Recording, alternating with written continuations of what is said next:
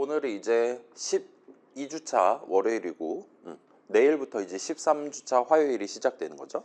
그래가지고 우리 작년 1학기랑 비슷한 느낌으로 우리가 지금 후반부는 기말고사 보지 말고 우리 어쩌면 여러분이 프로그래밍 공부 마지막으로 해볼 수 있는 타이밍이니까 약간 이전보단 좀 더 그럴싸한 거 GUI 프로그램 게임 하나 만들어보자와 같은 취지로 일단 스타트를 했습니다. 그래서 지금 저랑 같이 주제에 관련해서 얘기한 친구들 있고 아직 그러지 못한 친구들도 분명 앉아 있을 거예요. 그래서 너무 서두를 필요는 없기는 합니다. 여러분 다른 수업들은 아마도 15주차에 기말고사 보겠지만 우리 같은 경우는 한 주 더 늦게까지 수업 진행하고 그 다음에 그거보다 더 먼 시점까지 제가 미룰 수 있을 만큼 미뤄가면서 마감을 가져가 보려고 하고 있으니까 다른 과목들 등등으로 바쁘다면 능동적으로 스케줄을 가져가셔도 되기는 해요. 뭐 그렇긴 하지만 뭐 가급적이면은 우리 일주일에 3시간 수업하잖아요. 그 수업 시간에는 여러분이 추가적인 비용을 부담하지 않고 막 연락한다든가 그런 거 없이 오기만 하면 자유롭게 물어볼 거 물어보고 여기서 컴퓨터 써가면서 이제 여러분만의 뭔가를 도전해 볼 수 있는 타이밍이니까 요 3시간은 일단은 챙겨가면서 필요하다면 이제 저녁 이후 시간을 추가로 활용해 가면서 살짝 짚어놓고 그 다음에 이제 다른 과목들 기말고사 보고 와서 마지막 정리를 한다 같은 느낌으로 가져가 주셨으면 하고 생각하고 있습니다. 아무튼 그래서 자, 이번 주랑 다음 주 정도까지는 우리가 진도를 조금 나갈 것 같아요. 그래서 여러분이 이제 내 자바 프로그램, 그 데이터 흐름, 코드 실행 흐름 같은 것들을 이제 구성을 해야 될 건데 선언 적고 메서드 정의 적고 그 중괄호 안에 문장들 적어가면서 여러분만의 게임을 만들 건데 그때 이제 여러분이 생각할 수 있을 법한 선택할 수 있을 법한 그런 것들을 간단하게 정리를 해갖고 들고 온다 봐주시면 좋을 것 같아요. 그래서 뭐 진도를 나간다라고 얘기는 하는데 막 갑자기 새로 등장하는 거는 없을 겁니다. 우리가 이전에 그냥 이런 거 봅니다 하고 대충 썼던 것들에 대해서 조금 한 번 더 짚어보고 정리해보는 시간이라고 봐주시면 좋을 것 같아요. 그래서 지금 우리 슬라이드 올려놨고 12주차 자리에 그거 같이 구경해보면 이게 제가 요거를 1시간 컷 하겠다라고 목표로 잡고 들고 왔으니까 아마 1시간 반 걸리겠죠. 그러면 요거 끝나고 중간 쉬는 시간 갖고 여유 시간에는 여러분 그 프로젝트 봐드리는 식으로 오늘 하루를 가져가 보도록 할게요. 아무튼 그래서 자 여러분 요거 슬슬 시작할 건데 우리 이클립스 먼저 켜시고 엔간하면 여러분의 패키지 익스플로러에 지금 루트라는 프로젝트가 있을 거란 말이에요. 오늘은 이 친구 내용물을 같이 살짝 구경해 볼 겁니다. 그 다음에 시간 여유가 좀 더 있다면 요전에 우리가 본 적 있는 10주차 뭐 샘플로 어쩌고 해가지고 내용을 한 번 더 열어서 구경을 해 볼 거예요. 그래서 이 두 프로젝트가 없다라면 지금 살짝 미리 임포트를 해서 준비를 해놓고 같이 구경을 하면 좋을 것 같습니다. 뭐 그 정도 살짝 해주시고 자 그래서 12주차는 형식들 사이의 관계라는 제목으로 준비해왔고 두 가지 토픽을 우리가 같이 구경을 해볼 거예요. 그래서 여러분이 지금보다 좀 더 큰 프로그램을 내 손으로 직접 구성을 할 때 고려해 볼 수 있는 선택지로서 살짝 정리를 해보려고 하고 있습니다. 그래서 상속관계 상속이라 하면 그거잖아요. 그 이제 부모님 막 아프시고 막 하면 내가 이제 받고 막 세금 내고 그런 거잖아요. 그런 거랑 관련한 게 프로그래밍 동네에도 하나가 마련이 돼 있습니다. 그 다음에 얘가 나름 우리 자바뿐만 아니라 다른 프로그래밍 언어에도 여기저기에 곳곳 숨어 있어요. 그래서 소속관계 내지 포함관계도 당연하다는 듯이 동네마다 들어있는데 요거만큼이나 프로그래밍 동네에서 엄청 중요하게 여기는 얘기입니다. 그래서 얘는 좀 복잡해요. 그래서 오늘 한 주 안에 이 내용을 다 다루기는 좀 애매할 것 같고 그래서 오늘은 주로 우리 데이터 영역, 코드 영역 이렇게 양분해서 본다라고 치면 오늘은 이제 데이터 측면에서만 살짝 접근을 해서 이런 느낌으로 우리가 어떤 의미에서 이제 상속을 받아가면서 나만의 새로운 버전의 뭔가를 새로 도입을 해서 써먹을 수도 있겠구나라고 그 정도까지만 정리를 해두고 넘어가려고 하고 있습니다. 그 다음에 요 이너 클래스라는 거 제가 제정신이었다면 전반부 때 이게 슬쩍 등장만 하고 넘어갔었던 걸로 기억해요. 그래서 여러분 예를 들면 소속관계 얘기할 때 어떤 클래스 형식 소속 필드 이름이다 뭐 메서드 이름이다 그 다음에 어떤 클래스 소속 클래스 이름도 존재할 수 있다와 같은 느낌으로 제가 살짝 얘기만 하고 언급만 하고 그게 가능하다 불가능하다만 얘기해두고 특별히 그걸 사용해 본 적은 없는 채로 넘어왔을 겁니다. 걔랑 관련한 얘기를 살짝 오늘 짚어보고 넘어가도록 할게요. 자 그래서 바로 한번 시작해 보면 자, 요 상속관계 내지 이너 클래스라는 개념 둘 다 우리가 전반부 때 내지는 작년에 지난 학기에 배웠던 내용이랑 연결해 가면서 여러분이 둘러보면 훨씬 더 빠르게 있는 그대로 납득을 하실 수 있을 겁니다. 그래서 바로 시작해 보면, 자, 일단은 요 extens라는 키워드 여러분 구경해 본 적 있잖아요.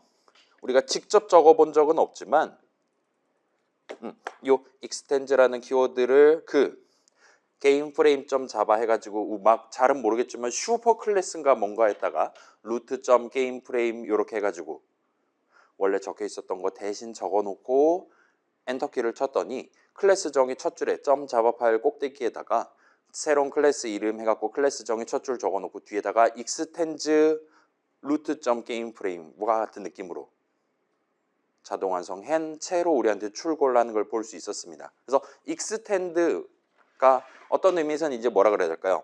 직역을 하자면 연장 같은 뜻이잖아요. 연장하다. 그 다음에 이제 확장하다는 이제 얘를 이제 다시 영어로 번역하면 이제 expand라는 표현을 쓸 수 있고, 그죠? expansion 같은 느낌이잖아요.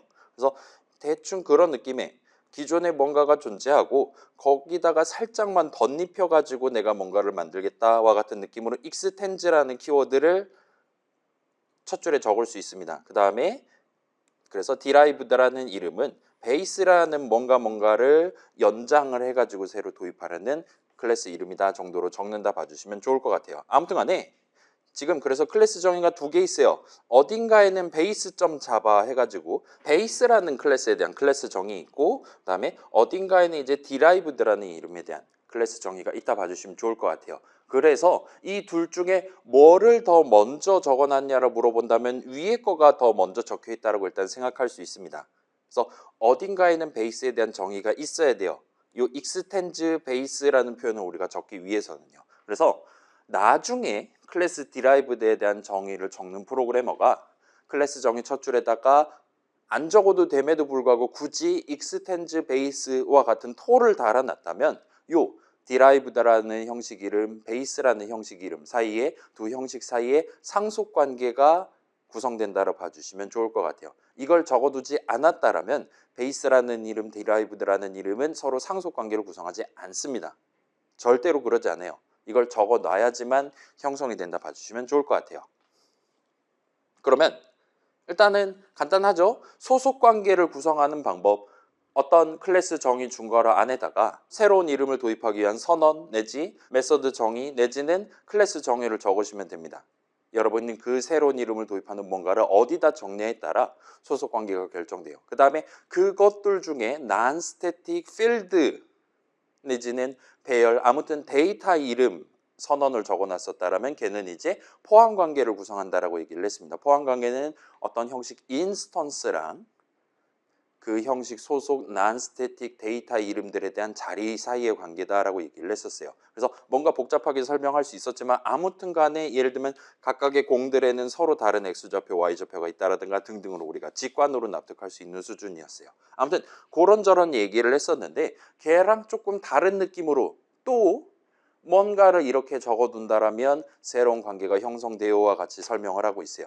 네, 여기는 지금 베이스에 대한 뭔가를 적는 사람이 상속관계를 형성하는 게 아닙니다. 나중에 베이스랑은 1도 상관없는 다른 어딘가의 점 자바 파일에다가 클래스 정의를 적는 사람이 본인의 코드 안에다가 extends base 요 한 단어, 한 표현만 적어둔다라면 갑자기 상속관계가 베이스 입장에서는 뜬금없이 상속관계가 형성된다고 봐주시면 좋을 것 같아요. 일단 요 정도 먼저 짚어놓고 자 그러면은 일단은 복습을 먼저 해봅시다.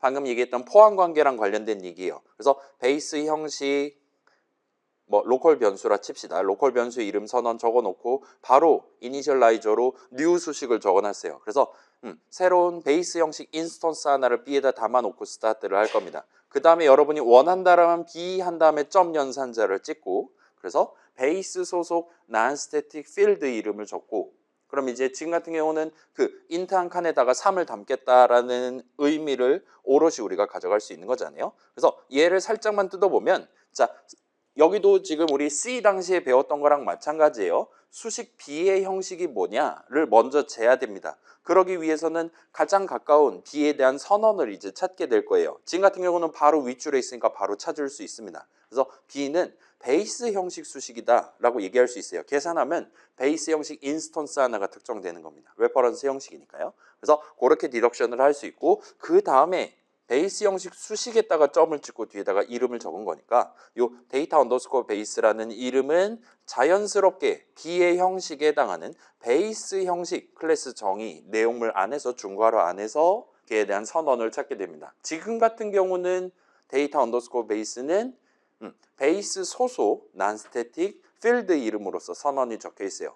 지금은 그렇지만 나중에는 메서드 이름일 수도 있고 그거는 그때그때 다르긴 합니다. 아무튼 지금은 non-static 필드 이름이니까, 그러면 이제 이 전체 점 수식은 그 B로 특정할 수 있는 베이스 인스턴스에 여러 가지 자리들이 지금 포함되어 있을 건데, 그거 중에 지금 당장 int 값 하나를 담기에 적합한 int 한 칸이 4바이트만큼이 딱 특정됐다고 보시면 되는 거예요. 그리고 얘는 지금 는 수식에 는 연산자 왼쪽에 적어놨으니까 정확히 그 4바이트 자리에다가 내가 지금 리터럴 3, int 값 3을 담겠다와 같이 는 수식을 적었다라고 말할 수가 있게 되는 겁니다. 그래서 바로 그 4바이트 자리에 3을 담는다와 같은 느낌으로 문장을 구성했다 말할 수가 있어요. 그래서 우리가 지금 int 값 3을 다른 어딘가에다 담을 수도 있는 거잖아요. 근데 지금은 굳이 방금 만든 그 베이스 인스턴스에 방금 특정할 수 있었던 4바이트만큼, 여기도 아마도 옵셋 같은 개념이 들어가 있겠죠. 그렇게 4바이트를 딱 특정해서 정확히 거기다가 3을 담겠다와 같이 좁히고 좁혀서 디덕션을 열심히 발생시켜 가지고 는 수식의 진정한 의미를 끌어낸다라 봐주시면 좋을 것 같아요. 그래서 여기까지는 복습입니다. 뭐 소속관계니 포함관계니 또 새로 나오는 상속관계니 얘기가 나오지만, 결과적으로는 이름의 형식, 수식의 형식을 논의하는 거는 지난 학기 때 본 거랑 동등해요. 우리 극초반기에 살짝 정리했던 거랑 동등한 내용이 여전히 들어있다 봐주시면 돼요. 그러면 우리가 이제 베이스라는 이름을 쓰는 게 아니라 디라이브드라는 이름을 쓸 때에 대해서 상상을 해보면 이런 느낌으로 적을 수가 있습니다. 그 다음에 여기서도 지금 디라이브드 소속 이름을 D 점 한 다음에 여러분이 적는 거는 이전과 완전히 동등한 메커니즘으로 데이터 언더스코어 디라이브드에 대한 선언을 찾고, 그게 지금 non-static field 이름으로서 선언이 적혀 있으니까, 게다가 int 형식이니까 4바이트를 특정하는 느낌으로 디덕션이 발생한다 봐주시면 좋을 것 같아요. 얘까지는 복습인데 이 아래 거가 이제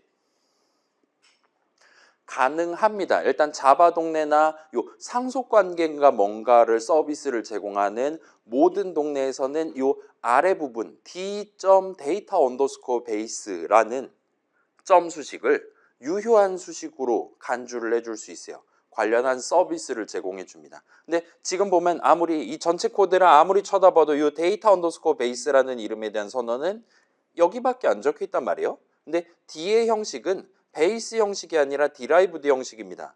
그렇기 때문에 아까랑 똑같이 D 무슨 형식이지 하면은 여기서 찾게 돼요. 그러면 디라이브드 형식이구나. 그러면 이 새로운 이름 이 무슨 의미냐를 찾기 위해 당연히 디라이브드 클래스 정의를 들여다보게 돼요.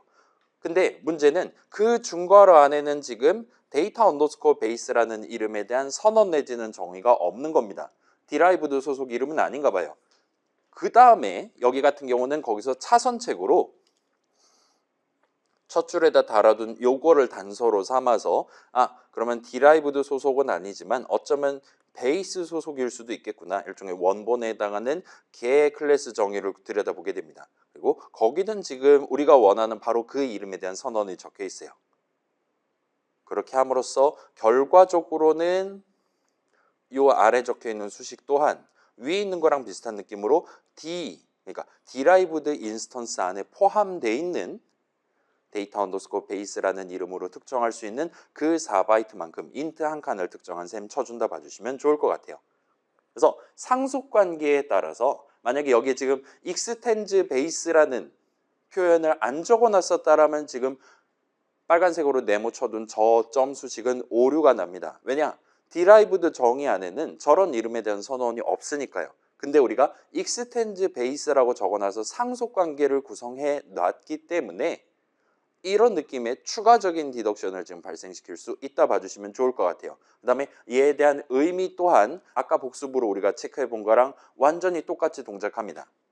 derived instance 안에는 지금 데이터 언더스코어 derived 우리가 적어놔서 들어가 있을 4바이트 뿐만 아니라 데이터 언더스코어 베이스 이 선언에 입각해서 마련해둔 인트 한 칸 역시나 포함되어 있다고 봐주시면 좋을 것 같아요. 그래서 derived instance는 자 베이스 인스턴스가 대충 이 정도라고 친다면 derived instance는 그거보다 좀 더 큰, 좀 더 용량을 증량시킨 그래서 확장시키거나 연장시킨 느낌의 인스턴스라고 여러분이 봐주시면 좋을 것 같아요.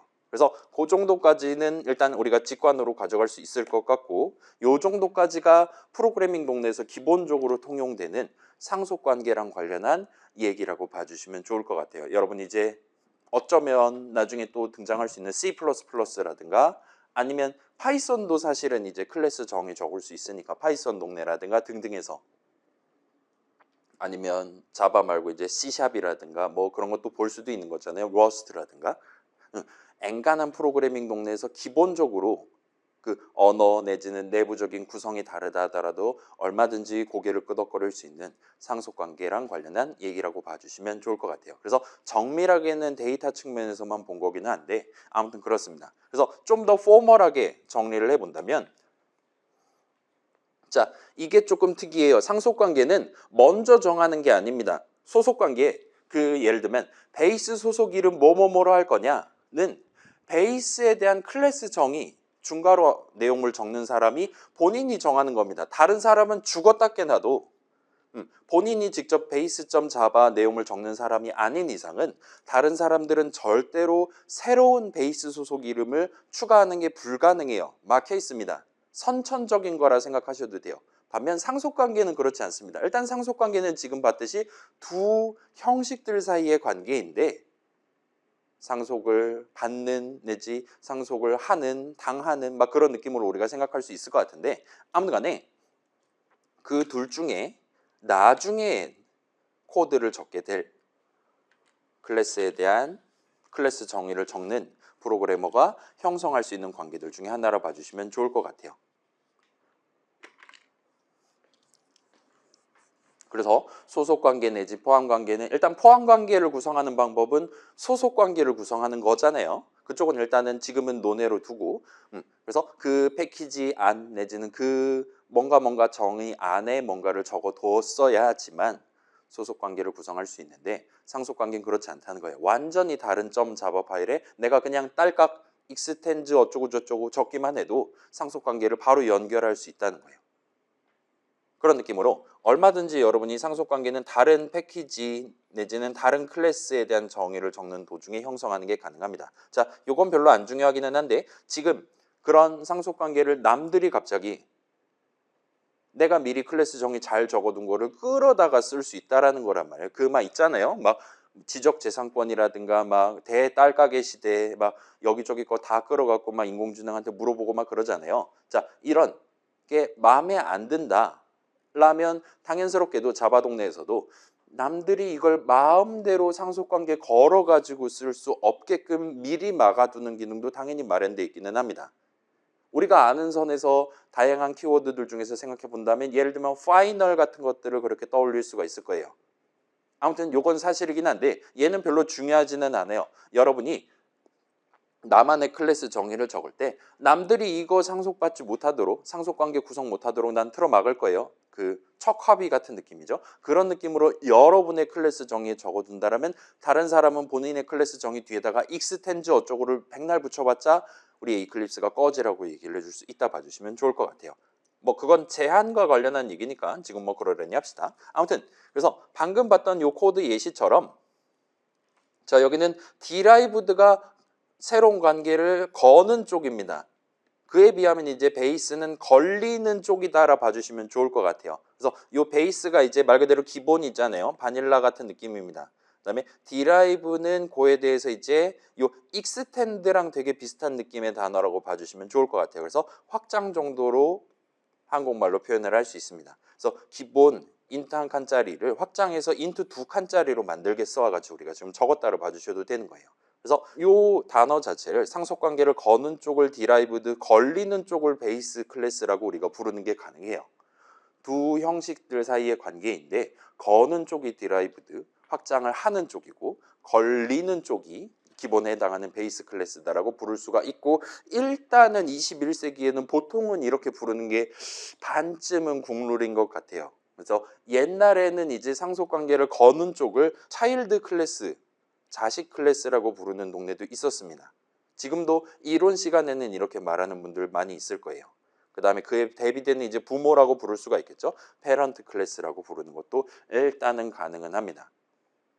그래서 여러분 나중에 뭐 검색한다든가 요 상속관계랑 관련한 형식들 사이의 관계랑 관련한 얘기들을 영어로 구경해 볼 수가 있을 텐데, 그럴 때 이제 차일드 클래스라 적혀 있다면 그게 디라이브드 얘기하는 거구나, 거는 쪽, 나중에 코드 적는 쪽을 얘기하는 거구나, 그 다음에 그에 대비되는 것도 역시나 이렇게 연결 지어 갖고 가져가시면 될 거예요. 뭐 얘는 결국 명칭에 대한 얘기니까 너무 걱정은 안 하셔도 됩니다. 그 다음에 일단은 자바 동네에서는 요것들, 그러니까 상속관계를 거는 쪽을 서브 클래스라고 부를 수가 있고, 그 다음에 상속관계가 걸리는 쪽을 슈퍼 클래스라고 부르고 있는 것 같기는 해요.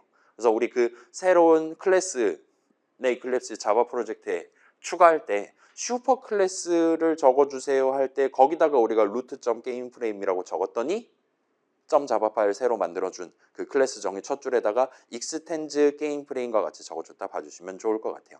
그래서 서브랑 슈퍼로 부르셔도 되고, 일단은 다른 동네 사람들이랑 같이 어울린다면 저는 이거를 추천드리긴 할게요.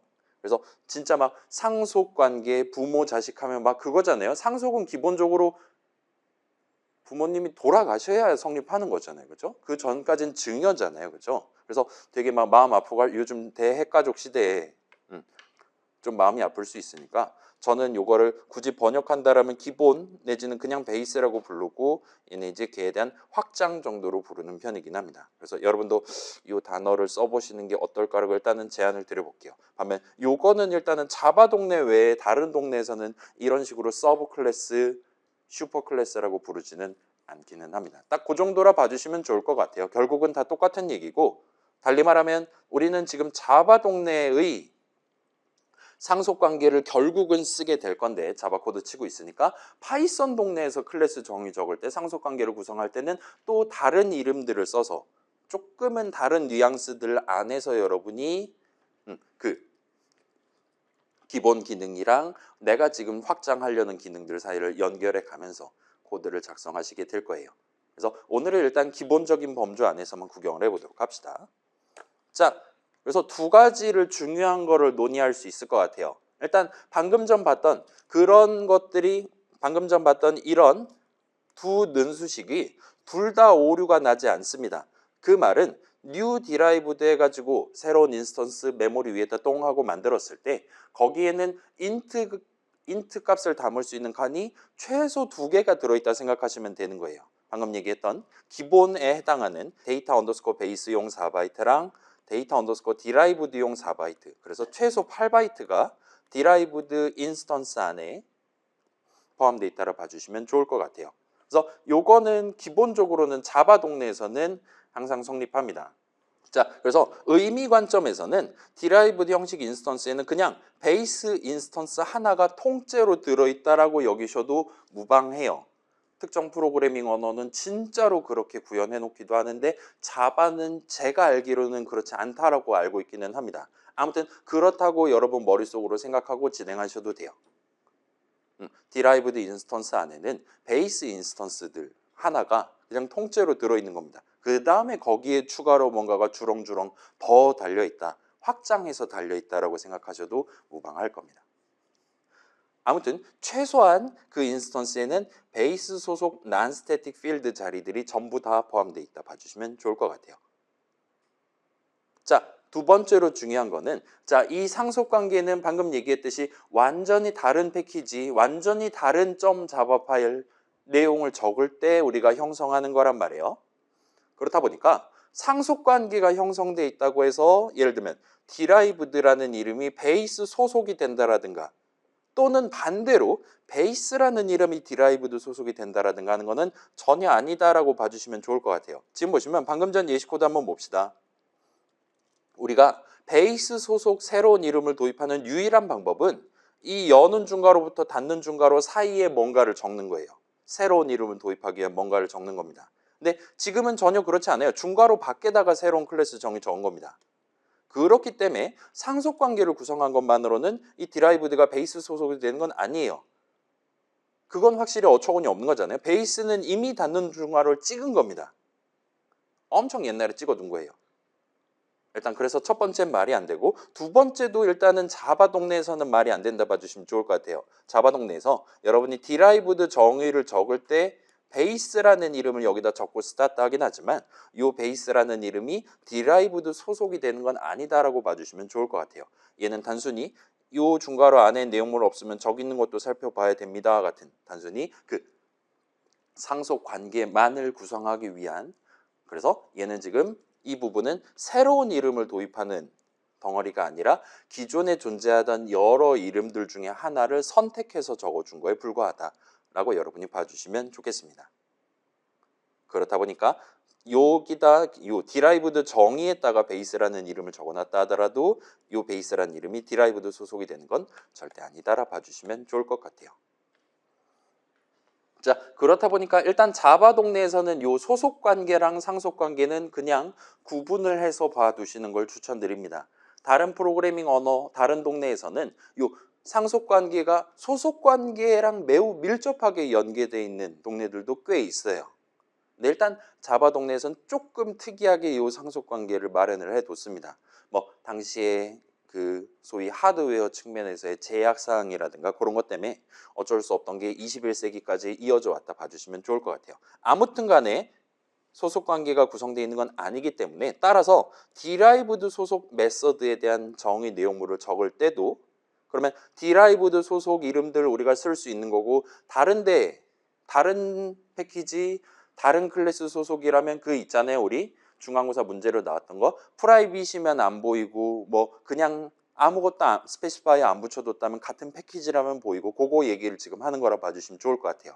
여기서 디라이브드 소속이라 하더라도 그러니까 베이스랑 상속 관계를 구성하는 디라이브드 소속이라 하더라도 베이스 소속 프라이빗 이름들을 여기서 적는 건 불가능하다 봐주시면 좋을 것 같아요. 상속 관계를 우리가 걸었다 하더라도 그쪽 소속 프라이빗 이름들을 내 맘대로 여기서 적을 수 있는 건 아닙니다. 그런 식으로 반쯤 해킹 같은 느낌으로 상속관계를 건다는 전혀 아니라 봐주시면 좋을 것 같아요. 그럼 이제 여러분이 이상하게 생각할 수 있습니다. 위에 거랑 모순이 된다라고 생각을 할 수도 있어요. 방금 얘기했을 때 베이스 인스턴스 하나가 통째로 디라이브드 인스턴스에 포함된다 그랬단 말이에요. 그런 식으로 생각해도 된다 그랬어요. 그러면 우리가 디라이브드 소속 non-static 메서드 정의를 적는다 칩시다. 그러면 우리가 this 한 다음에 점 찍으면 그 non-static 메서드니까 지금 점 왼쪽 수식으로 특정하는 바로 그 derived 인스턴스 하나 우리가 언제든지 꺼내올 수 있는 거잖아요. 그 다음에 그 안에는 베이스 인스턴스 하나도 지금 들어있는 겁니다. 그럼에도 불구하고 분명히 존재함에도 불구하고 베이스 소속 이름을 적을 수 없기 때문에 베이스 인스턴스 안에 있는 내가 원하는 4바이트 내용물을 내가 직접 수식을 적어서 이름을 적어서 꺼내오는 게 불가능할 수도 있습니다. 상속관계를 걸었다 해서 걔 소속이 되는 게 아니에요. 그 반대도 아닙니다. 그래서 뭔가 살짝 오묘하게 핀트가 어긋날 수 있다 정도로 여러분이 봐주시면 좋을 것 같아요. 그래서 아예 대놓고 이 둘은 구분해서 봐주시는 걸 추천드립니다. 괜찮아요? 상속관계 오늘 새로 등장했어요. 사실 뭐 우리 루트 구경하면서 이미 써본 거긴 한데 걔가 새로 등장했고 뭔가 안 되던 게 막 가능해지고 막 코드 이상하게 적기 시작하고 하는데 우리가 전반부 때 짚어놓고 넘어왔던 기본적인 원칙들은 여전히 유지되고 있다 봐주시면 돼요. 우리가 막 퍼블릭 맨날 적거나 아무것도 안 적지 않고 프라이빗을 적기 시작하면 뭔가 중간에 이제 불협화음이 발생할 가능성이 생긴다는 겁니다. 그게 심지어 상속관계로 어떻게 풀어보겠다라고 마음먹는다 하더라도 상속관계를 거는 것만으로는 프라이빗이었던 게 이제 쓸 수 있게 된다라든가 그런 개념은 자바 동네에 전혀 잡혀있지 않다 봐주시면 좋을 것 같아요. 그 다음에 마지막으로 요건 안 중요하기는 한데 봐봐요. 우리가 derived 클래스 정의 적을 때 요 베이스라는 이름은 방금 얘기했듯이 이미 존재하는 이름이어야 됩니다. 어딘가에 베이스에 대한 클래스 정의가 있어야 돼요. 그리고 추가로 사실은 요 베이스라는 이름이 이 시점에 유효하게 적을 수 있어야 됩니다. 근데 저 베이스라는 이름을 볼 수 없다면 근데 제 형식 이름을 유효하게 적을 수 없는 거예요. 그러면 당연히 요 클래스 형식이랑 내 지금 새로 도입하는 형식 사이의 상속관계를 구성하는 게 불가능합니다. 당연히 그 친구 이름을 부를 수 있어야 내가 널 확장할 거야 라는 말도 할 수 있게 된다 봐주시면 좋을 것 같아요. 그래서 다시금 상속관계랑 소속관계는 아예 구분해서 따로 담아두시는 걸 추천드립니다. 그럼 이제 남은 거 상속관계에서 남은 건 지금 딱 요거까지만 봐두시면 된다라는 거예요. 이게 제일 중요합니다.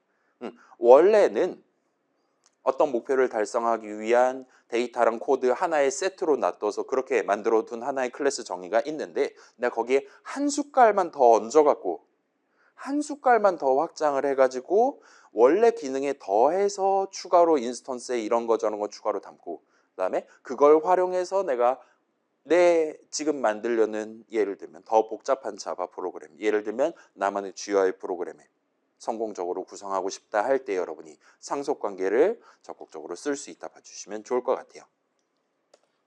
자, 그래서 우리 지금 루트 라이브러리에 있는 다양한 클래스 정의들이 있는데 걔네들 중에 특히나 root.graphics 패키지 안에 있는 다양한 .자바 파일들, 다양한 클래스 형식들은 여러분이 좀 더 원활하게 나만의 게임 화면, GUI 화면을 구성하기 위해 서로 상속관계를 요리조리 맺어 놓은 채로 지금 들어가 있는 상태입니다. 그래서 얘를 저랑 같이 살짝만 구경을 해보고 오도록 할게요. 그래서 우린 지금 2학년 수업이니까요. 여러분 SRC 열어보시면 root.graphics 패키지 그 쌀가마니가 있을 거고 걔를 여시면 별의별 게 다 들어있습니다. 그래서 열어보시면 엔간한 친구들은 .자바 파일 열어보시면 익스텐즈가 붙어있는 걸 보실 수가 있어요. 아이고 이걸 언제 다 적었을까요? 20대의 저는요. 아무튼 포인트 3D는 좀 논외로 두고 그 다음에 드러블 오브젝트 3D 이런 친구들 엔간한 친구들은 다 익스텐즈가 붙어있는데 이것들 중에 비주얼 오브젝트라는 친구만 익스텐즈 어쩌고가 안 붙어 있는 걸 여러분 보실 수 있을 거예요. 그래서 얘가 가장 기본에 해당하는 기능들만 들어있는 친구입니다. 가장 기본적인 기능 말 그대로 우리 지금 2D GUI 프로그램 만들고 있잖아요. 2D GUI 프로그램의 특정 위치에 특정 크기로 뭔가를 보여준다 라는 개념 자체만 지금 들어있는 그런 형식이라고 봐주시면 좋을 것 같아요. 그래서 요거는 여러분이 지금도 읽을 수가 있을 겁니다. 모든 비주얼 오브젝트 인스턴스들은 화면에 뭔가 보여주기 위한 시각적인 친구들은 전부 다 X 좌표를 갖고 있고 Y 좌표를 갖고 있고 너비를 갖고 있고 높이를 갖고 있어요. 와 같이 요 네 가지를 여러분이 바로 지금 납득을 하실 수 있을 거예요. 일단 요 네 개의 숫자가 있다라면 여러분은 좌표 평면에 네모를 하나를 무조건 그릴 수 있는 거잖아요. 이 넷 중에 하나라도 빠지면 못 그리는 거죠. 뭐 그거는 선형대수 때 아마 나왔을 테니까 일단 그러려니 해주시고 그 밑에 거는 좀 복잡하니까 얘는 뭐 그러려니 하고 그 다음에 비주얼 오브젝트 인스턴스 하나를 만들기 위한 생성자 정의도 여러 버전을 마련을 해둔 겁니다. 그래서 너비 높이만 정하는 거 XY 너비 높이 정하는 거 그런 식으로 데이터 봐주시면 좋을 것 같아요. 그 다음에 우리 지금 드로우 G라 그래갖고 호출하는 거 있잖아요. 그것도 지금 일단 마련해 놨다 봐주시면 좋을 것 같아요. 그러면 이제 비주얼 오브젝트 3D를 한번 봅시다. 얘가 이제 비주얼 오브젝트를 직접 한 단계만 더 연장을 해가지고 익스텐드를 해가지고 여러분이 3D 공간 안에 뭔가 하나를 표현하기 위한 추가적인 기능이 지금 들어와 있다 봐주시면 좋을 것 같아요. 자, 그럼에도 불구하고 우리의 GUI 프로그램, 우리의 게임은 여전히 2D 게임이란 말이에요. 화면 자체는 여전히 그러니까 그 우리 눈에 보이는 창 자체는 여전히 2D입니다. 우리 모니터가 2D니까 그건 별 수 없어요. 그럼에도 불구하고 얘는 그런 3D 공간 안에 특정 네모가 어디에 있냐 같은 것들을 추가로 논의하기 위한 새로운 필드 선언들이 들어가 있다 봐주시면 돼요. 그렇기 때문에 포지션 X, 포지션 Y, 포지션 G, 그 다음에 반지름 X, 반지름 Y가 들어있다 봐주시면 좋을 것 같아요. 괜찮아요?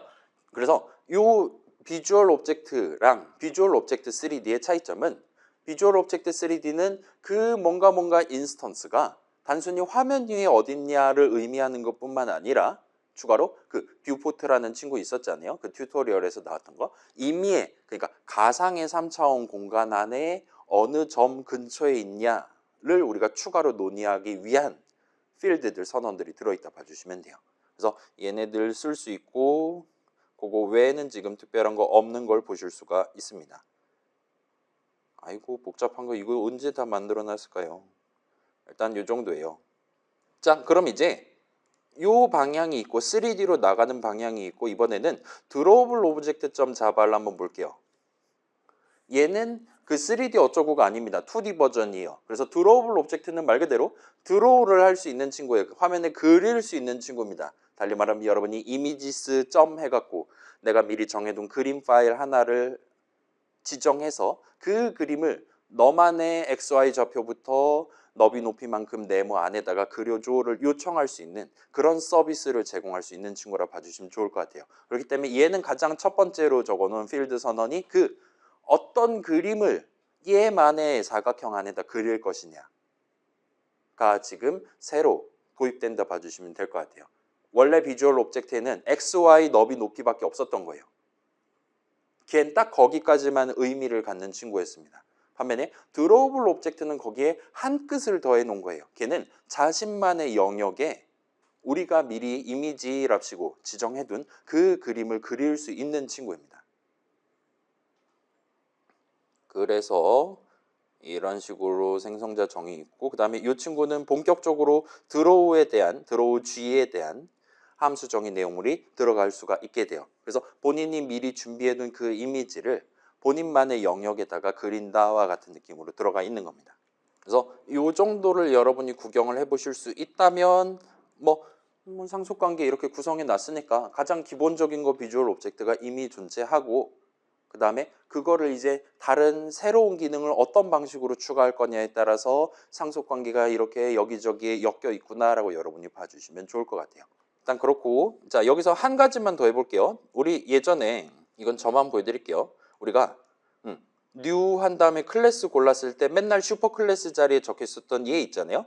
java.lang.object 있잖아요. 그렇죠? 자, 이 친구는 자동으로 적혀 있었고 근데 자 생각해 보면 우리가 프로그램.java 같은 거 적을 때 요 슈퍼 클래스인가 뭔가를 그렇게 고민하지 않고 쳐다보지도 않고 그냥 바로 엔터키 쳤단 말이에요. 이제까지는. 근데 그런 상황에서 우리가 맞닥뜨렸던 우리의 .java 파일에 적혀 있었던 지금 예를 들면 뭐 다양한 프로그램.java들 있잖아요. 얘네들 보시면 익스텐즈 어쩌고가 여기에 적혀 있지 않는 걸 볼 수 있어요. 분명히 제가 지금 여러분이 보고 있는 이 프로그램.java 이클립스 써가지고 새로 만들 때도 슈퍼 클래스는 한 다음에 java.lang.object라고 적혀 있었을 거란 말이에요. 자, 이걸 한 번 더 보여드릴게요. 제가 이 자바 프로젝트에 완전히 새로운 뭐 예시 같은 느낌의 새로운 이름이 달린 새로운 클래스 정의를 적는다 칩시다. 새로운 .java 파일을 추가할 거예요. 그러면서 또한 슈퍼 클래스는 원래 적혀있던 그대로 java.lang.object인 채로 엔터키를 한번 눌러볼게요. 그러면 이런 식으로 만들어주는 걸 볼 수 있어요. 저 친구 말대로라면 얘는 지금 java.lang.object 같은 느낌으로 지금 적혀 있는 셈 치는 거란 말이에요. 근데 요게 지금 생략되어 있는 그런 느낌입니다.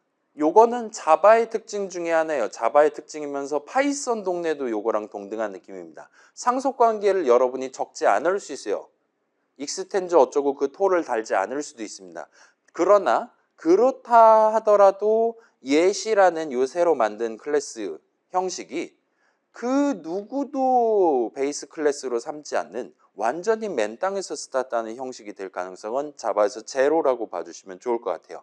무조건 어떤 클래스 형식에 대한 슈퍼 클래스는 반드시 존재합니다. 그 다음에 그게 방금 전 봤던 요 object라는 이름이라 봐주시면 좋을 것 같아요. 말 그대로 object 그 자체잖아요. 그죠? 칸 그 자체입니다. 그래서 요 object라는 친구는 뭐 본인만의 필드, 본인만의 메서드 정의 막 그런 거 있기는 한데 말 그대로 자바 동네에서 그 인스턴스 하나 내지는 object 하나 내지는 형식 하나로서 존재하기 위한, 메모리 위에 살아남기 위한 그런 진짜 기초적인 기능들만 여기 들어있다 봐주시면 좋을 것 같아요. 그래서 얘는 여러분이 새로 클래스 정의 적어서 도입하는 대부분의 새로운 형식들은 엔간하면 오브젝트 형식을 슈퍼 클래스로, 베이스 클래스로 삼기 때문에 그럴 때는 우리가 첫 줄에 이걸 생략해서 적어도 되도록 마련되어 있다 봐주시면 좋을 것 같아요. 그래서 모든 친구들 너 지금 기본 클래스, 베이스 클래스가 뭐니, 베이스 클래스가 뭐니 타고 올라가면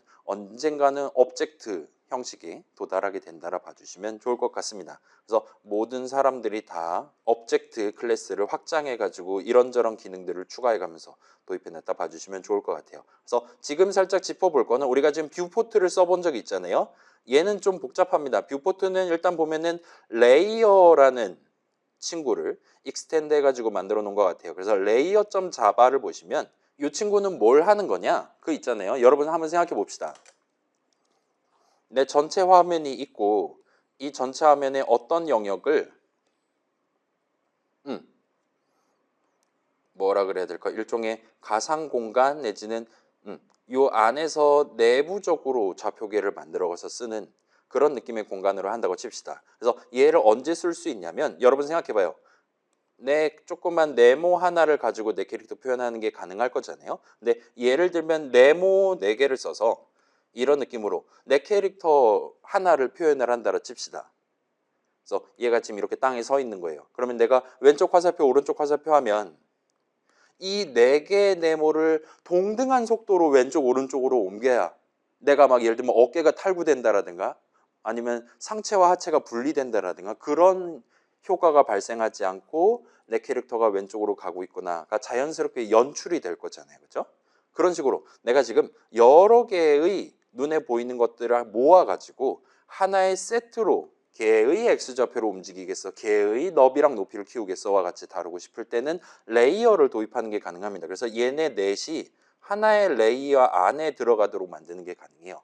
그러면 원래 버전대로라면 각각의 네모에 화면상에서의 X좌표를 각각 우리가 제야됐다라면 Y좌표 각각 제야됐다라면 그 다음에 그 XY 좌표를 동등한 느낌으로 항상 동등하게 더하거나 빼가면서 내 캐릭터의 이동을 코드를 짜야 됐다면 여러분이 레이어를 도입하면 레이어 자체의 화면상에서의 XY 좌표 플러스 레이어 안에서의 각각의 작은 네모들의 XY 좌표를 써서 간접적으로 실제 그림들의 위치를 정할 수 있게 된다 봐주시면 좋을 것 같아요.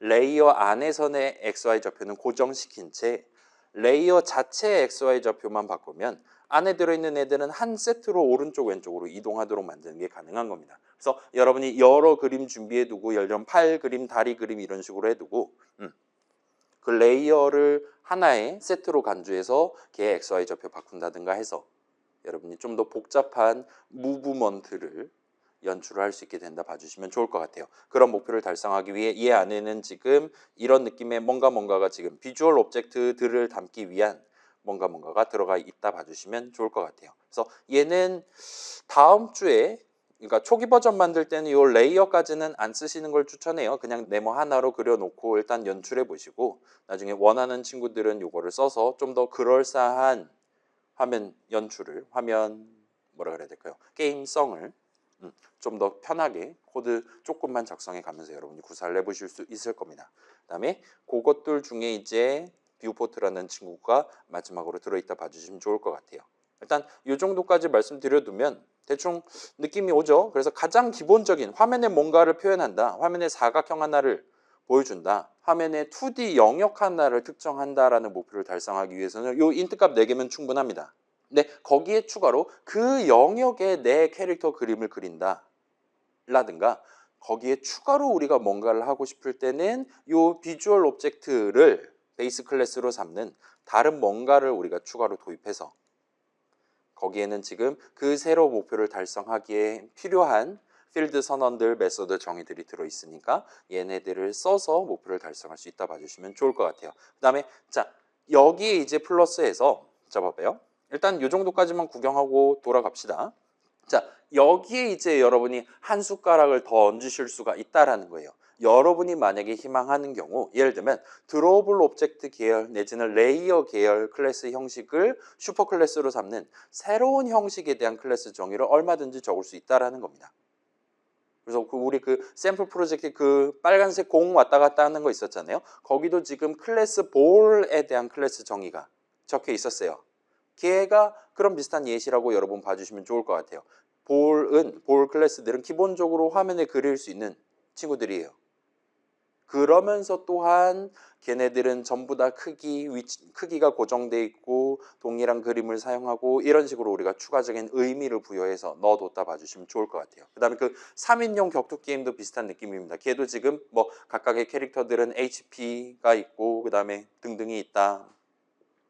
그 다음에 하나의 캐릭터는 지금 펀칭 중일 수도 있고 가드 중일 수도 있고 아무것도 안 하고 있었을 수도 있다와 같은 내 게임 안에서 그 인스턴스가 실질적인 의미를 갖기 위한 추가적인 데이터를 포함시키도록 새로운 클래스 정의를 도입하고 익스텐즈 하면서 예를 들면 드로우블 오브젝트 내지는 레이어를 써서 그래서 게임 안에서도 의미를 갖지만 화면 위에도 보여줄 수 있는 뭔가 인스턴스 내지는 그것들을 여러분이 구성을 해서 걔네들을 모아서 나만의 게임을 구성하는 식으로 접근하는 게 가능하다 봐주시면 좋을 것 같아요. 그래서 이 상속관계를 지금 여러분이 써먹는다. 실질적인 의미는 여기에 있습니다. 내 게임 안에서 사용할 중요한 데이터가 존재할 때 그거를 그 중요한 데이터가 게임 전체에서 딱 하나만 들고 있으면 되는 거예요. 예를 들면 지금 게임을 시작한 지 몇 초가 지났냐 와 같은 데이터는 하나만 들고 있으면 되는 거잖아요. 그 예를 들면 더블값 내지는 롱 형식 값을 하나만 들고 있으면 됩니다.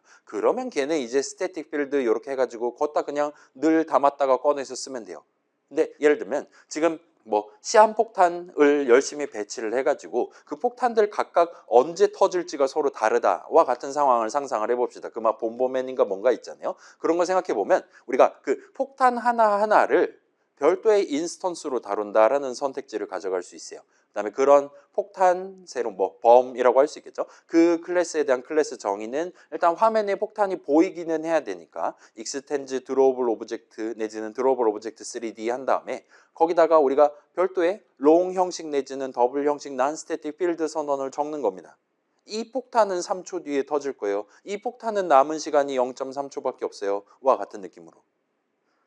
각각의 폭탄 인스턴스들에 대해서 이 프로그램 안에서 엄청 중요한 데이터를 각각 담고 싶을 때 여러분이 이 상속관계를 구성해서 새로운 클래스 정의를 적어서 도입하시면 좀 더 깔끔하게 원래 루트 라이브러리 내용물에 한 숟갈씩을 더 얹어가지고 그 폭탄을 지금부터 보여주겠어. 그 폭탄을 화면 한가운데 보여주겠어와 같은 이전에 우리가 배웠던 거랑 융합을 시켜서 써먹는 게 가능하실 겁니다. 그런 용도로 여러분이 선택해 보실 수 있을 거예요. 자, 다시 말씀드릴게요. 우리 지금 GUI 프로젝트 그 프로그램 만든 거 그 평가 기준 안내문 올려놨잖아요. 거기서 여러분들한테 제시하는 것도 이 부분이라 봐주시면 좋을 것 같아요. 이번에는 대충 그냥 만들고 예를 들면 w.data. 한 다음에 다 때려놓고 스타트 하는 게 아니라 이번에는 여러분이 그런 내 전체 게임을 구성하는 뭔가 덩어리들을 어떤 형식 덩어리들의 조합으로 구성을 할 거냐 어떤 클래스들의 조합 내지는 어떤 인스턴스들의 조합으로 구성할 거냐를 먼저 생각해 보고 각각의 인스턴스에 적절한 값이 잘 담겨 있을 수 있게끔 클래스 정의 내지는 필드 선언 메소드 정의 먼저 적어 놓고 차근차근 스타트 해보는 그런 경험을 우리가 지금 챙겨가는 게 목표라 봐주시면 좋을 것 같고 뭐 우리 지금 GUI 튜토리얼에서도 여러분 그거 지금 해본 거잖아요. 결과적으로는 그게 지금 상속관계라는 지금 이제야 정리를 하고 있는 이 기능을 적극적으로 사용하는 한 가지 예시라고 봐주시면 좋을 것 같아요. 데이터 측면에서의 효과라고 봐주시면 좋을 것 같습니다. 그래서 이 정도까지 얘기해두면 상속관계 얘기는 끝이 나고 자, 그래서 상속관계는 요게 여기서 끝이 아니기는 해요. 얘에 대한 좀 더 이제 코드 실행 흐름 측면에서의 얘기는 다음 시간에 이어서 한번 구경을 해 볼게요. 그렇게 일단 반쯤 마침표를 찍어두고 오늘은 지금 1시간이 드디어 지났는데 조금만 더 하고 쉴게요. 여기에 더해갖고 자바 동네에서 여러분이 그 데이터 흐름 측면에서의 편의를 제공하기 위해 미리 도입해둔, 그래서 이전에 몇 번 등장한 적이 있는데 직접적으로 설명한 적은 없었던 이너 클래스랑 관련한 얘기를 살짝 구경해 볼게요. 그래서 얘는 아마 시작은 어렵지 않을 겁니다. 그래서 코드를 바로 들고 와 봤어요.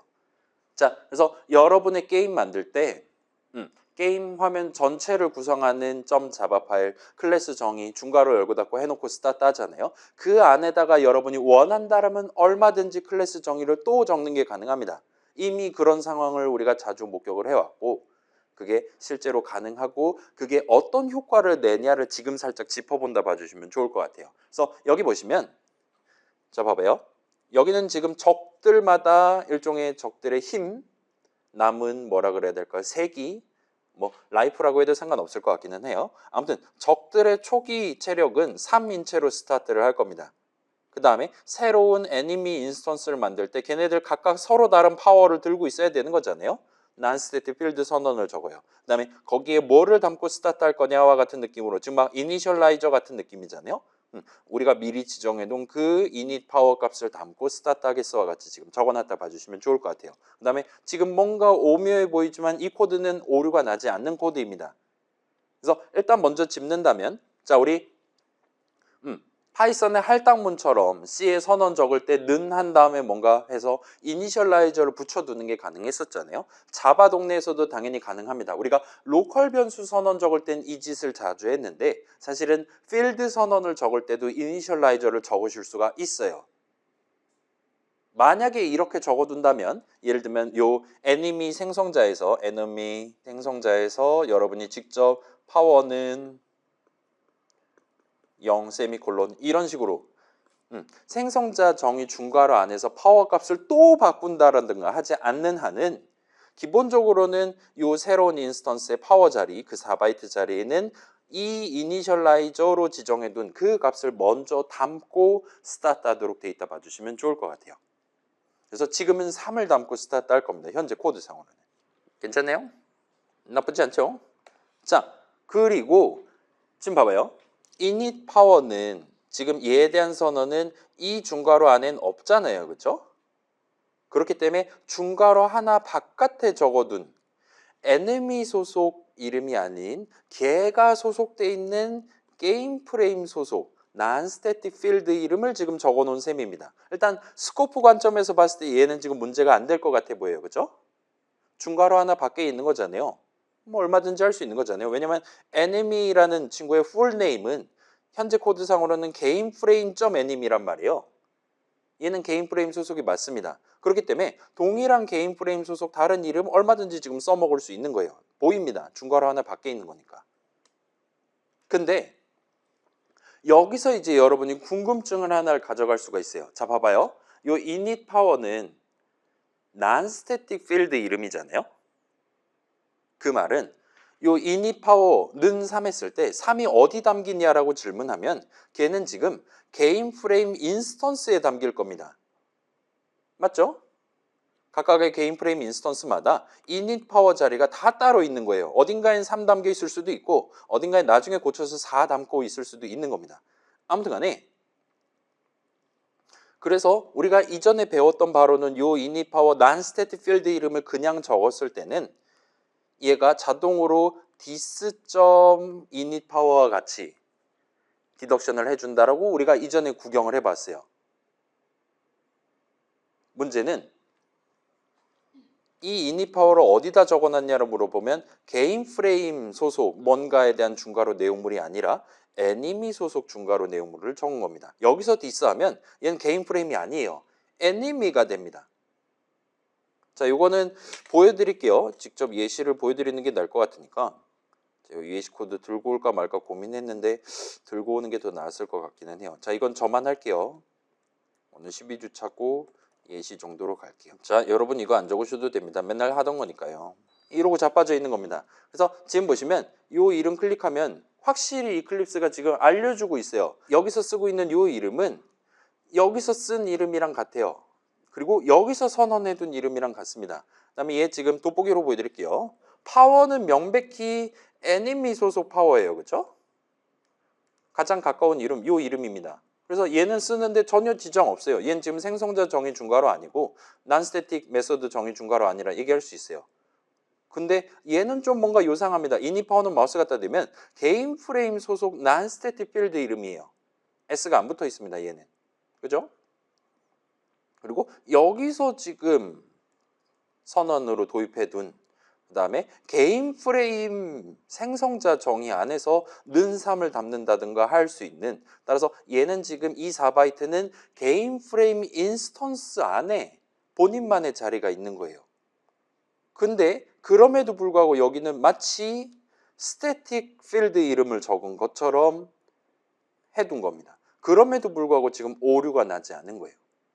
자, 이거 보여드릴게요. 이 파워는 dis.파워가 맞아요. 얘는 우리가 이미 알고 있는 겁니다. 여기서의 dis는 enemy 인스턴스, 지금 당장 만들려고 하는, 지금 당장 생성하고 있는 뉴 수식 계산에서 뿅 나오려고 하고 있는 바로 그 enemy 인스턴스입니다. 근데 얘는 지금 dis.initPower가 아닌 거예요.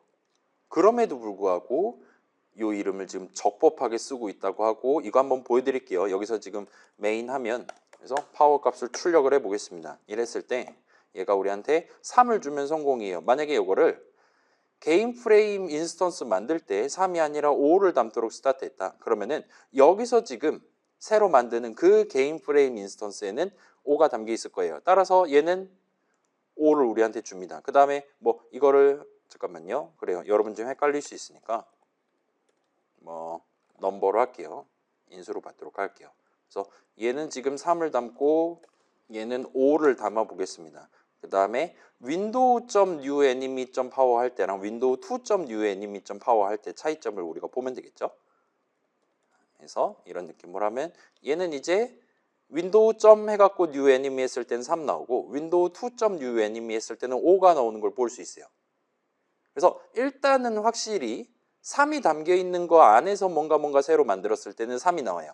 5를 담아놓고 만든 거를 써서 그 안에서 new enemy 하면 enemy.power는 5가 나오는 것 같습니다. 따라서 얘는 지금 확실히 non-static 필드 이름을 적어서 진행했고, 얘는 잘은 모르겠지만 여기서 지금 만드는 new enemy 해갖고 만드는 요 적군이라고 합시다. 적군 인스턴스는 그냥 맨 땅에 있는 게 아니라 그 자신, 개인 프레임 인스턴스 자신이랑 밀접하게 연관되어 있는 친구로서 지금 만들고 있다라 여러분이 봐주시면 좋을 것 같아요. 그래서 얘는 사실은 이런 느낌으로 지금 구성이 되는 겁니다.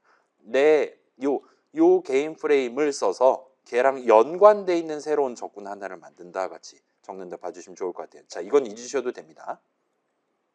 그래서 그런 느낌으로 이 애니미라는 클래스가 지금 개인 프레임 클래스 소속이란 말이에요. 얘는 단순히 애니미가 개인 프레임 소속이다, 소속 관계만 구성하는 거에서 끝나는 건 아니라는 겁니다. 거기에 한 가지가 더 들어가는 거예요.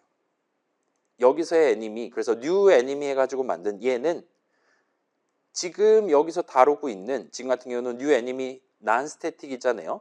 그래서 지금 요 뉴 애니미 호출당한 그 개인 프레임 인스턴스랑 연계되어 있는 새로운 애니미 인스턴스를 만들겠다 같은 느낌으로 동작한다고 봐주시면 좋을 것 같아요. 그래서 마지막으로 여기서 우리가 이니파워는 사실은, 자, 여기서 맨 땅에서 디스하면은 애니미 형식 수식을 적은 거잖아요. 여러분이 여기서 그냥 디스가 아니라 개인 프레임 점 디스 점을 할 수 있습니다. 사실은 요거를 지금 의미한다고 봐주시면 좋을 것 같아요. 디스가 두 개인 거예요.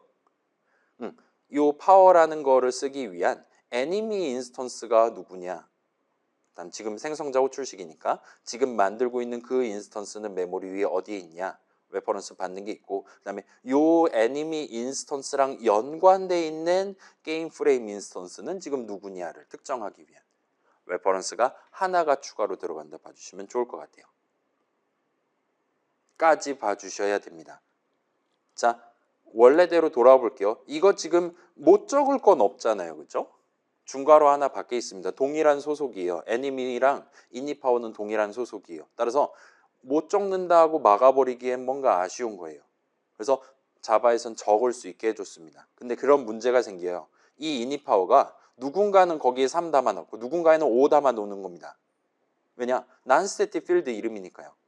그렇기 때문에 애니미 인스턴스들은 전부 다 본인이 지금 어떤 게임 프레임 인스턴스랑 연관되어 있는 애니미인지를 추가로 데이터를 담고 다니는 거예요.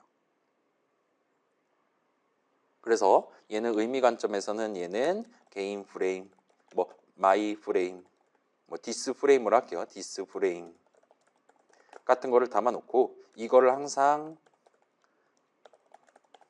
인수로 받도록 해놨고, 그래서 무조건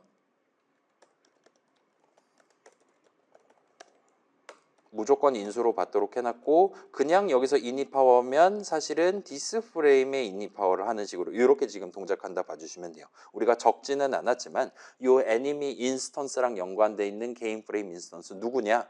그 레퍼런스를 추가로 저장하도록 설계되어 있는 겁니다. 그래서 마지막으로 이런 게 지금 자동화돼 있고, 그렇기 때문에 오로지 그 이유 때문에 여러분이 만약에 이 newAnim이라는 메서드가 그냥 non-static 메서드가 아닌 static 메서드라면 여기서 털립니다. 이거 오류 나요. 이런 식으로. 왜냐? 지금 새로운 애니미 인스턴스를 만들려고 하고 있어요. 근데 얘는 static 메서드란 말이에요.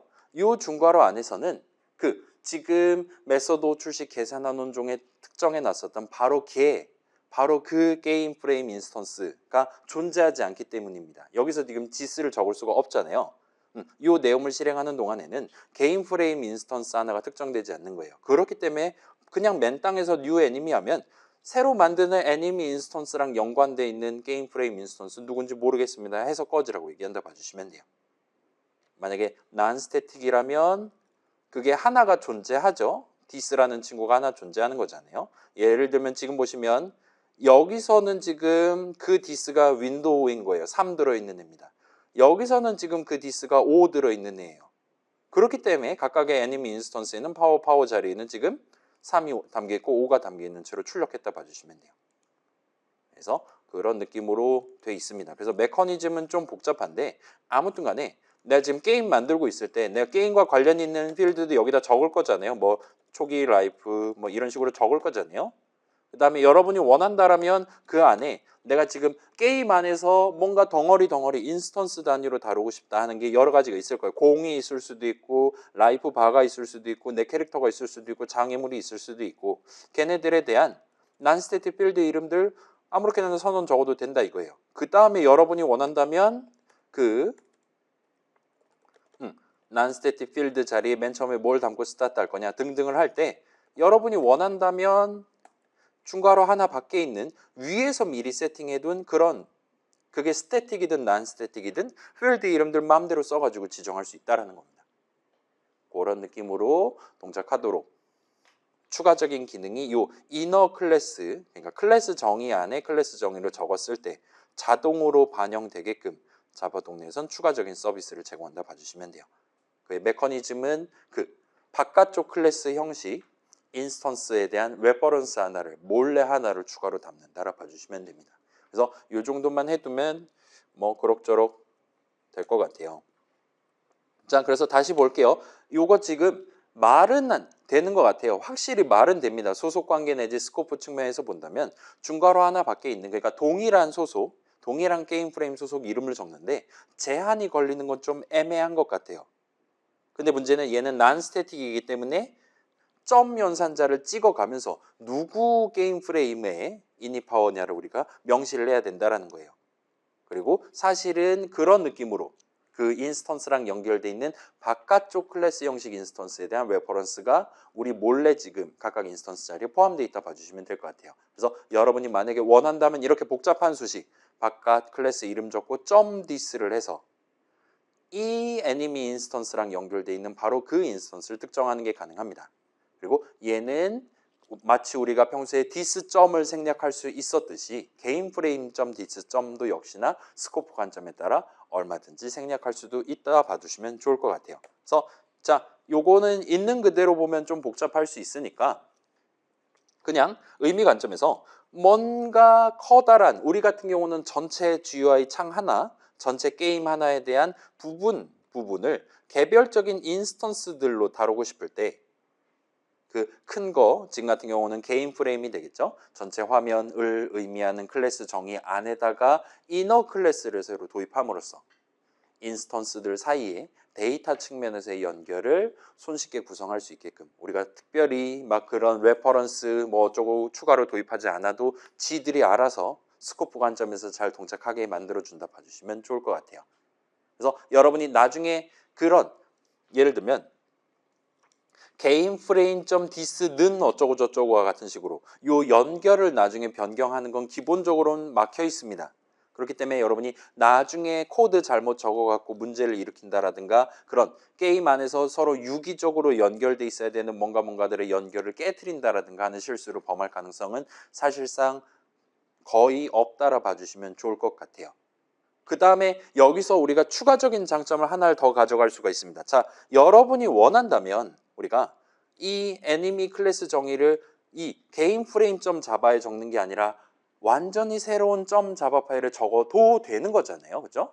그건 당신들의 선택입니다. 근데 이렇게 같은 중괄호 안에 이너 클래스 느낌으로 클래스 정의로 적어놨을 때의 장점은 얘네가 만약에 프라이빗이라 하더라도 우리는 얼마든지 저 이름들을 유효하게 쓸 수 있다는 거예요.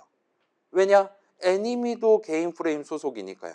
그렇기 때문에 동일한 개인 프레임 소속 난스테틱 필드 이름들을 자유롭게 쓸 수가 있습니다. 그래서 뜻밖의 장점 하나를 여러분이 추가로 가져간다 봐주시면 좋을 것 같아요. 그래서 좀 더 가벼운 마음으로 막 뭐 지금 우리 같은 경우는 배우기는 했지만 그렇게 중요하게 생각은 안 하고 있잖아요. 퍼블릭이니 프라이빗이니 그런 거. 근데 진짜로 이너 클래스를 다룰 때는 진짜로 걔네들을 고려하지 않아도 애초에 아예 똑같은 클래스 형식 소속이니까요. 좀 더 가벼운 마음으로 데이터 이름들 적어가면서 마음대로 필요하다면 값을 바꾸거나 담겨있는 값을 읽어가면서 여러분 게임의 데이터 흐름을 구성을 하는 게 가능할 겁니다. 그래서 자 얘도 역시나 요전에 봤던 다양한 예시 코드들 샘플이라든가 등등에서 사용해 왔으니까 조금 구경 5분 정도만 하고 그러면 설명 끝날 것 같으니까 쉬는 시간 갖고 여러분 봐드릴게요. 그래서 샘플 한번 열어보시면 얘가 지금 여러분 기억나는 거 이걸 거잖아요. 그죠? 공 관련해서 여기 보시면 뭐 스태틱 파이널 해가지고 이렇게 마련해 놨고 그렇게 담아놓고 스타트 하고 있습니다. 그 다음에 이 안에서 지금 그런 이름들 공의 높이 그런 이름들을 당연하다는 듯이 지금 끌어와서 쓰고 있어요. 근데 전혀 그래도 상관없다라는 겁니다. 이 볼 형식은 얘도 역시나 얘네들이랑 똑같이 피직스 샘플 프레임 형식 소속이니까요. 그렇기 때문에 그런 것들 자유롭게 가능하다 봐주시면 좋겠고 지금 여기 같은 경우는 예시를 보여드리기 위해 그 물리량을 다루기 위한 더블 형식 필드들, 난스태틱 필드들 선언들을 여기다 직접 수동으로 적어놨다 봐주시면 좋을 것 같아요. 이것 중에 대부분이 지금 여러분이 이거를 3D로 맞춰둔다라면 조금 더 그럴싸하게 포지션이 미리 들어가 있고 여러분이 벨로서티랑 어셀러레이션만 추가로 잡아갖고 진행하시면 된다 봐주시면 좋을 것 같아요. 물론 걔는 이제 G좌표도 다루고 있으니까 G속도, G가속도도 여러분이 부여를 해서 써먹으시는 게 가능할 겁니다. 아무튼 이런 느낌으로 지금 이너 클래스 도입해서 쓸 수 있고 그렇다 하더라도 여러분이 이 공과 관련돼 있는 그러니까 게임이랑 관련이 있으면서 또한 공과 관련 있는 이런 데이터들을 내가 미리 상수라 말할 수가 있겠죠. 그런 중요한 숫자들을 미리 정해놓고 스타트하기 위해 이 두 선언을 굳이 볼 중괄호 안에 무조건 껴놔야 된다. 그런 건 전혀 없다라는 거예요. 얘는 이너 클래스이기 때문에 바깥에 이렇게 선언 적어놨다 하더라도 얼마든지 끌어가서 쓸 수 있는 겁니다. 그렇기 때문에 여러분이 게임 만들 때는 미리 정해놔야 되는 데이터 여러 개가 있다라면 그냥 .자바 파일 꼭대기에 이런 느낌으로 그냥 나열해 놔도 돼요. 걔네들을 아무 데서나 쓸 수 있습니다. 그 다음에 이제 공 하나하나마다 서로 다르게 들고 가야 되는 거다 라면은 그거는 이 중괄호 안에 적으시면 돼요. 그런 느낌으로 이너 클래스 도입할 때 쓰시면 될 거고 아마 그 상황에서 여러분은 그런 공 하나하나 에너지 바 하나 등등을 전부 다 결과적으로는 사용자 눈에 전달을 하고 싶을 때니까 대부분 상황에서는 그렇기 때문에 이렇게 상속관계를 구성해 두고 스타트 한다고 봐주시면 돼요. 그러면 이런 공들을 모아갖고 나중에 드로우에서 폼은 돌려가지고 한 번씩 출력한다는 그린다든가 아니면 얘네를 미리 레이어 또는 뷰포트에 다 밀어 넣은 채로 그 뷰포트를 드로우한다와 같이 내용물을 구성한다든가 그럼 이제 그리기를 자동 맡기는 셈이 되는 거죠. 그렇게 해서 여러분이 접근을 해 보실 수가 있을 겁니다. 그래서 이너 클래스랑 요 상속 관계 두 가지를 도입하면 여러분이 지금 초기 버전 만들 타이밍이잖아요. 처음 시작할 때부터 그럭저럭 데이터 쪽을 신경을 써둔 채로 좀 더 빠르게 내 초기 버전을 완성을 해 보시는 게 가능할 거예요. 그래서 요 정도 구경해 두면 뭔가 자바 수업 시작하면서 특히나 GUI 프로그램 만들기 시작하면서 튜토리얼 하면서 이게 왜 되는 거지? 뭔가 좀 오묘한 것 같은데 와 같은 느낌들 중에 몇몇이 이제 그럭저럭 납득되기 시작하실 겁니다. 자, 요번에도 마찬가지예요. 우리가 지금 파이썬으로 게임 만든 지 1년이 지났지만 여전히 여러분은 if문 적을 줄 알아요. while문 적을 줄 알아요. 걔네들 적어야 된다는 건 확실히 알고 있습니다. 그러나 여전히 우리는 데이터 측면에서 내가 원할 때만 조건식이 true가 뜨는 수식을 적는 게 불가능하다라든가 그런 수식을 성공적으로 적기 위한 적절한 데이터가 모여 있어야 되는데 그런 데이터가 지금 준비가 안 돼 있다라든가 와 같이 데이터 영역에서 여러분이 발목을 잡힐 가능성이 엄청나게 높습니다. 이건 인간의 숙명이에요. 그래서 이번에는 아예 처음부터 그쪽을 먼저 준비를 하고 스타트 하시는 걸 추천드릴게요. 그러기 위해 오늘 수업에서 여러분이 내 프로그램 안에서 어떤 데이터가 필요하다. 그게 누구누구 예를 들면 공 하나하나마다 개별적으로 부여해야 되는 데이터냐 아니면 전체 게임에서 딱 하나만 다뤄야 되는 데이터냐에 따라서 그 뭔가를 담기 위한 선언을 누구 중괄호 안에 적을 거냐 누구 소속 내지는 어디에 포함되도록 만들 것이냐를 여러분이 정해놓고 스타트한다 봐주시면 좋을 것 같습니다. 그래서 그런 것들을 일단 코드 짜면서는 당연히 생각을 못 할 거예요. 미리 종이에다 적어가면서 대충 게임 화면 한 장 그려보고 그 게임을 연출하기 위한 뒤에 메모리 위에 있어야 되는 인스턴스들 뭐 있어야 되나 확인해 보시고 그 각각의 인스턴스 안에 무슨 값들을 담아둬야 되냐를 생각해 보시면 대충 각이 올 겁니다. 감이 오면 그 목표대로 클래스 정의들 내지는 필드 선언들 적어가지고 적당히 일단 컨트롤 F11 누르면 화면에 내가 원하는 위치에 보이기는 하도록 그 다음에 매 프레임마다 이동을 한다라든가 크기가 변화한다라든가 같은 기본적인 연출만 일단 가능하도록 먼저 구성해서 내 GUI 프로그램의 초기 버전을 만들기 시작해 보시면 좋을 것 같습니다. 그래서 이번에도 역시나 잘 안 되면 언제든지 제 도움을 요청하실 수 있으니까 너무 걱정은 하지 마시고 그러면 일단은 오늘 컨텐츠는 이 정도 해두고 이게 오늘 마지막 슬라이드고 여유 시간에는 자 우리 아직 주제 정하지 않은 사람들이 수두룩 빽빽하기는 해요. 여러분 알아서 각자 쉬는 시간 가지시면서 저는 이제 중간에 돌아다니면서 여러분 손 들거나 하면은 봐드리는 시간으로 갖도록 할게요.